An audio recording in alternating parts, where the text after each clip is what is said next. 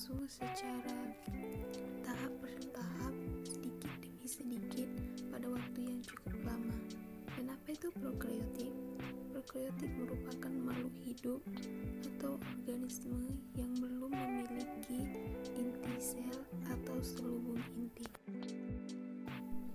Seperti yang kita ketahui dari teori Euler dan Miller bahwa senyawa-senyawa molekuler organik kompleks dapat dibentuk dari senyawa-senyawa anorganik. Yang menjadi pertanyaannya yaitu bagaimana hal itu bisa terjadi? Jadi di sini saya akan menjelaskan dari molekul anorganik seperti metana, amonia yang akan menjadi senyawa-senyawa organik yang kompleks atau polimer yang akan menjadi sel pertama. Jadi saya akan memaparkan bagaimana sel pertama yang ada di bumi. Langsung saja. Yang pertama kali ada molekul-molekul organik kompleks seperti yang kita ketahui, ada glukosa, ada trisakarida, terdapat juga asam amino dan basa nitrogen.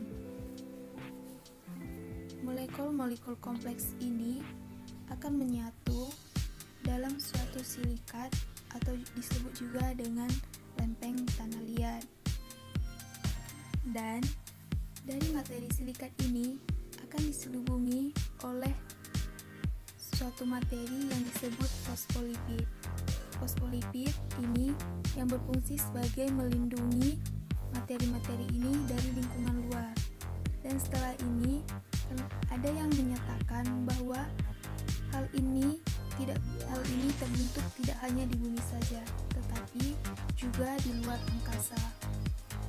Jadi kalau ini ilustrasinya adalah sebuah bumi akan dihujani oleh komet-komet dari luar angkasa.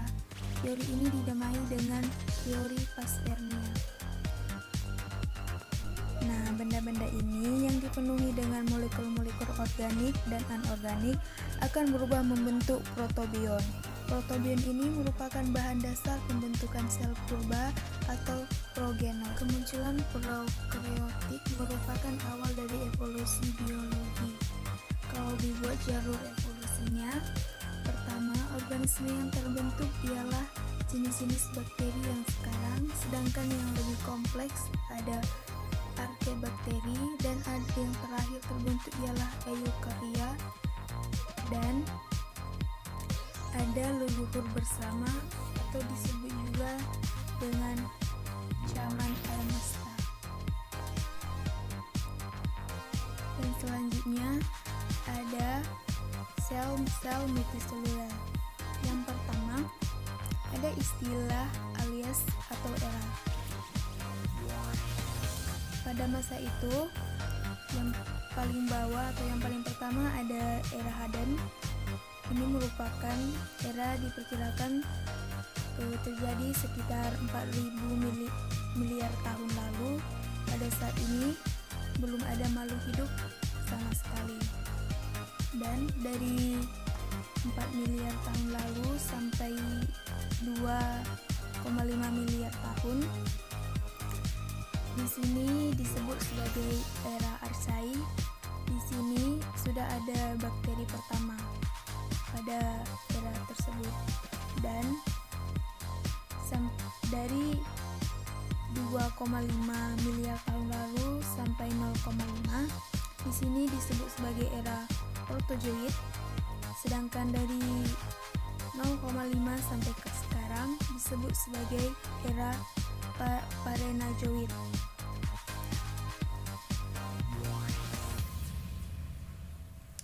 Jadi dari pembagian era tersebut, dari mulai era Haden sampai Parenozoik, pada era Haden dikatakan pre-RNA dan prebiotik, di mana pada era ini belum ada RNA dan makhluk hidup sama sekali. Dan pada era Archaea adalah dunia RNA, di mana hampir seluruh makhluk hidup pada saat itu di bumi menggunakan RNA untuk bahan pewarisan sifatnya. Sedangkan pada era baru, pada era protozoit adalah masa DNA.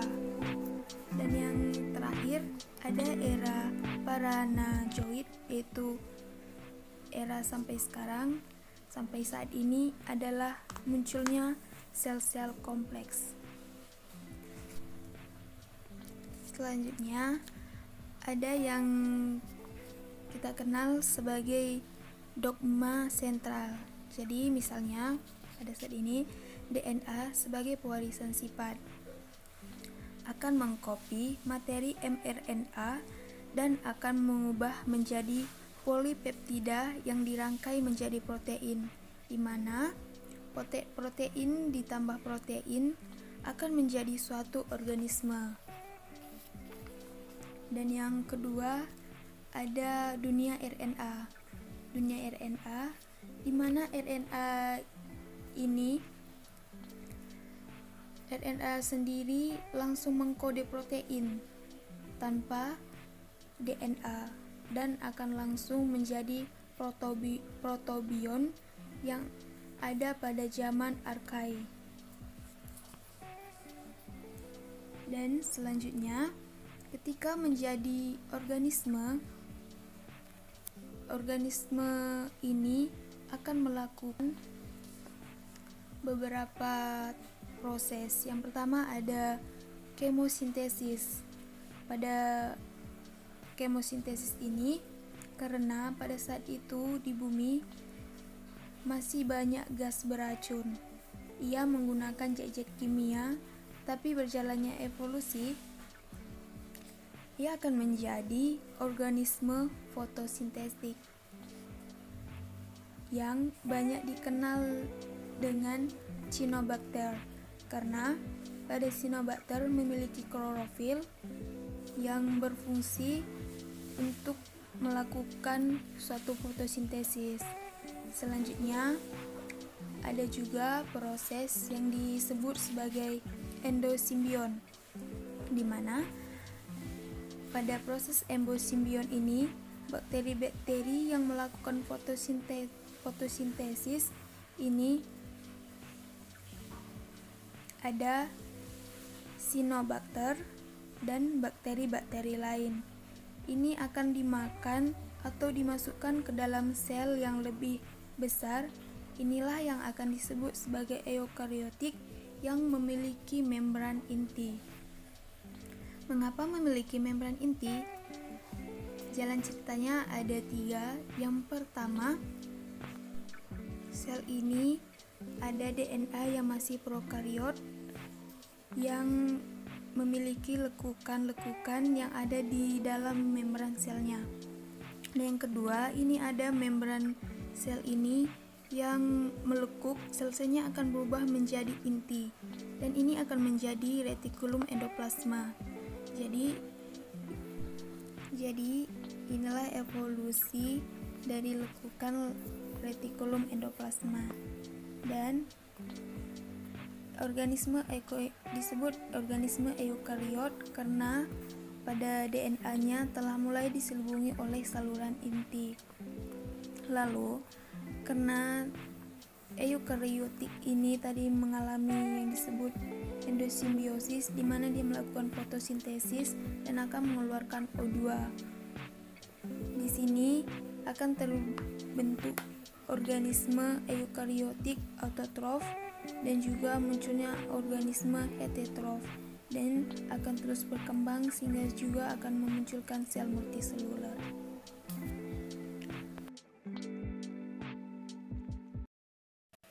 Demikianlah pemaparan saya mengenai evolusi prokariotik dan eukariotik. Semoga bermanfaat dan terima kasih.